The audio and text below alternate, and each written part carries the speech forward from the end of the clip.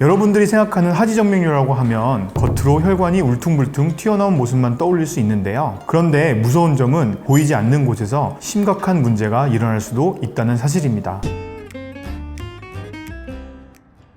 안녕하세요. 저는 NDB 남양주 백병원 외과에서 근무하고 있는 김용훈이라고 합니다. 오늘은 하지정맥류에 대해서 알아보는 시간을 갖도록 하겠습니다. 여러분들이 생각하는 하지정맥류라고 하면 겉으로 혈관이 울퉁불퉁 튀어나온 모습만 떠올릴 수 있는데요. 그런데 무서운 점은 보이지 않는 곳에서 심각한 문제가 일어날 수도 있다는 사실입니다. 하지정맥류를 심각하게 생각하지 않고 방치하면 혈액의 역류가 계속 진행되면서 경련, 염증, 그리고 피부색이 변하고 상처가 잘 아물지 않는 궤양으로까지 진행될 수 있는데요. 알고 보면 무서운 질환 하지정맥류, 오늘 좀 딥하게 설명드려야 하는 이유가 있습니다. 집중해주세요. 우선 하지정맥류가 뭔지 쉽게 설명을 드리자면 정맥에 있는 판막이라는 구조의 손상으로 정맥에 흐르는 피가 원래 흘러야 하는 방향이 아닌 거꾸로 흐르는 역류 현상을 말합니다. 동맥은 심장의 펌프 작용과 중력의 도움을 받아 피가 비교적 쉽게 심장에서 다리 쪽으로 흘러가는데요. 하지만 정맥은 반대로 발끝에서부터 심장까지 스스로의 힘으로 거슬러 올라가야 하거든요. 중력을 거슬러야 하고 심장처럼 강하게 밀어주는 펌프도 없기 때문에 올라가기가 쉽지 않겠죠. 그래서 정맥이 심장까지 가기 위해서 우리 몸은 종아리 근육을 활용합니다. 걷거나 움직일 때 종아리 근육이 수축하면서 정맥을 눌러주고 그 힘으로 피가 위쪽 심장까지 이동하게 되는 거죠. 이때 다리 정맥 안에 판막이라는 구조물이 있는데 이 판막은 일방통행 문처럼 작용해 피가 아래로 다시 내려가지 못하도록 막고 위쪽으로만 흐르도록 도와주는 역할을 합니다. 하지만 여러 원인으로 이 판막이 손상되면 문제가 생기는 건데요. 피가 심장으로 올라가지 못하고 오히려 발 쪽으로 역류하면서 피가 아래쪽에 고이게 되는 거죠. 이것이 바로 하지정맥류의 시작입니다. 그래서 하지정맥류가 발생하는 가장 흔한 원인은 종아리 근육 수축 없이 장기간 서 있거나 의자에 오랫동안 앉아 일하게 되면 판막 기능에 문제가 생기면서 발생하는데요. 또한 비만일 경우엔 순환 장애가 생기면서 발생하기도 하죠. 사우나나 뜨거운 욕조 등 고온 환경에 오래 노출되면 혈관이 확장되고 정맥 압력이 높아질 수도 있습니다.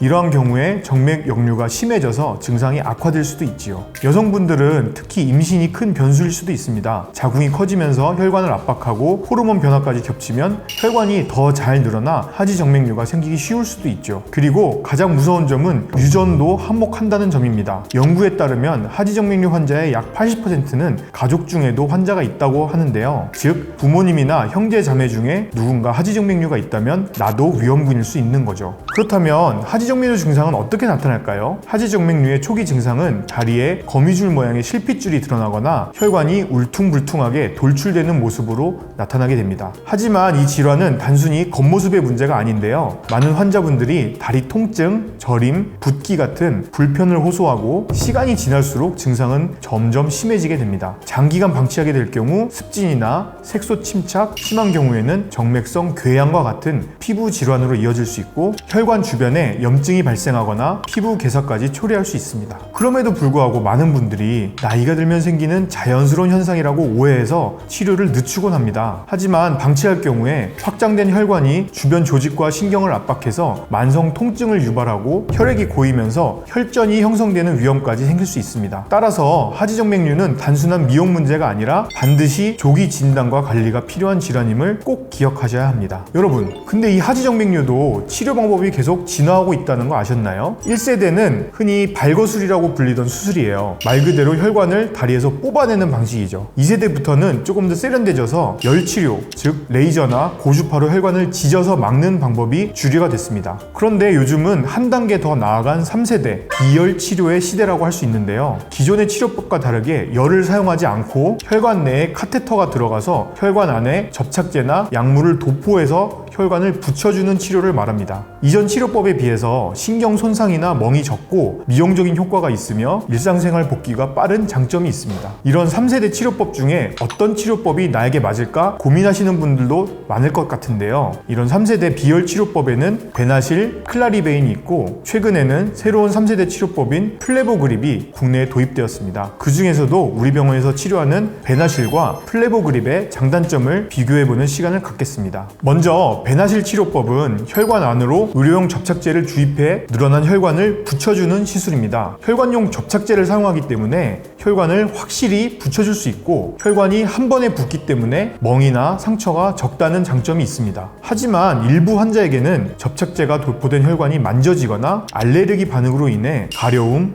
붓기 같은 증상이 나타날 수 있습니다. 그렇다면 최근에 3세대에 새롭게 등장한 플레보그립 치료법은 어떨까요? 플레보그립은 기계화학 정맥 폐쇄술이라는 방식으로 갈고리 모양의 구조물이 혈관 안에서 펼쳐지면서 혈관을 긁어주게 됩니다. 혈관 안쪽이 긁히면 반사작용으로 인해 혈관이 갑자기 좁아지는데 좁아진 혈관에 약물을 주입하여 혈관을 폐쇄하는 것입니다. 이전 클라리베이는 갈고리가 회전하는 방식이었다면 회전하지 않고 바로 긁어주기 때문에 물리적 자극이 강해서 두껍게 늘어난 혈관에도 효과적이고 효과도 직접적으로 나타나게 됩니다. 플레보그립 치료법은 액체 경화제를 사용하는데 그냥 사용하는 것이 아니라 액상 1, 공기 4의 비율로 섞어서 거품 형태로 투입하게 됩니다. 하지정맥류 치료 중에는 경화제에 약물 원액을 직접 쓰는 치료도 있지만 플레보그립 같은 경우는 경화제에 이산화탄소와 공기를 혼합한 거품 형태의 약물을 사용하기 때문에 경화제로 인한 부작용과 알레르기 증상이 적다는 장점이 있습니다. 더 적은 약물로 더 넓은 부위를 안전하게 치료할 수 있다는 방식이라는 거죠. 그러나 이런 플레보그립 시술에서 주의할 점은 혈관의 직경과 상태입니다. 혈관 직경이 너무 얇거나 혈관이 피부와 너무 가까운 경우는 플레보그립보다는 베나실이 더 선호됩니다. 그러나 굵은 혈관에서는 플레보그립이 더 효과적일 수 있는데요. 기존 경화요법은 약물 용량이 제한적이라 치료 부위가 넓으면 이를 커버하기 어려웠는데 플레보그립은 거품 형태의 경화제를 사용해 적은 약물로도 혈관벽에 고르게 퍼지기 때문에 굵은 혈관에서도 치료 효과가 안정적으로 나타납니다. 또한 기계적으로 혈관 내벽을 긁어줌으로써 그 효과가 더욱 극대화됩니다. 또 기존 열치료인 레이저, 고주파는 열로 혈관을 지지다 보니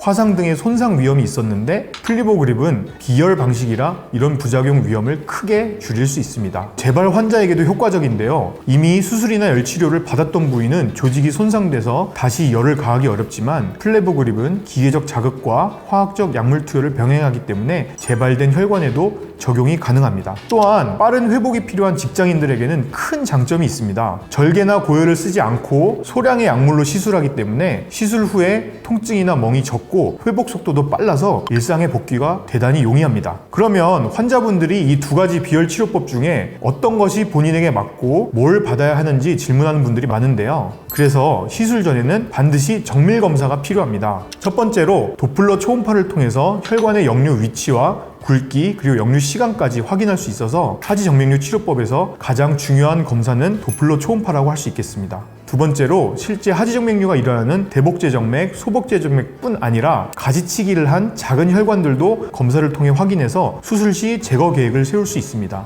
또한 정맥 기능 검사를 통해서 정맥류가 혈액순환에 영향을 미치는지, 혈액순환이 잘 안 되고 있는지, 치료 후에 얼마나 혈액순환 회복이 됐는지 확인할 수 있습니다. 하지정맥류는 단순히 혈관이 튀어나오는 미용 문제가 아니라 궤양과 같은 피부 질환으로까지 이어질 수 있는 질환인데요. 하지만 조기에 발견하고 적절한 치료를 받으면 충분히 관리할 수 있고 최신 치료법인 플레보그립 같은 기술이 그 가능성을 넓혀주고 있다는 점 기억하시면 좋겠습니다. 하지정맥류로 고민 중인 분들에게 이 영상이 도움이 됐길 바랍니다. 감사합니다.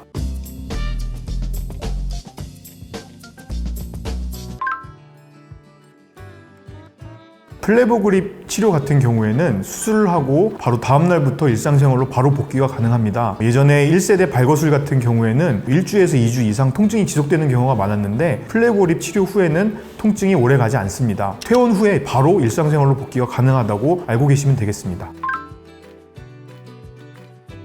플레보그립 시술 같은 경우에는 카테터가 주입되는 부위에 국소 마취만 시행을 하더라도 시행을 할 수 있지만 저희 병원 같은 경우에는 환자분들의 편의성을 위해서 하반신 마취와 국소 마취 중에 선택하는 방법을 택하고 있습니다. 시술 시간은 치료하는 혈관의 개수에 따라 달라지는데 시술하는 혈관이 적으면은 30분에서 1시간 정도 안에 끝나게 되고 양쪽 다리에 모두 시술을 하게 될 경우에는 1~2시간 정도 소요된다고 보시면 되겠습니다. 아까 말씀드렸던 것처럼 도플러 초음파를 통해서 혈관에 실제로 역류가 있는지, 역류의 시간이 얼마나 되는지, 역류가 일어나고 있는 혈관의 위치는 어디인지 확인하는 것은 필수적인 검사이고요. 그 밖에도 혈액의 응고 상태나 혈액 순환 상태를 확인하는 검사를 꼭 추천드리고 싶습니다. 증상이 있을 때 편안하게 이제 병원에 방문해 주시면은 필요한 검사의 종류와 방법에 대해서 자세히 설명드리고 그 자리에서 바로 제가 직접 검사를 해드리고 있습니다.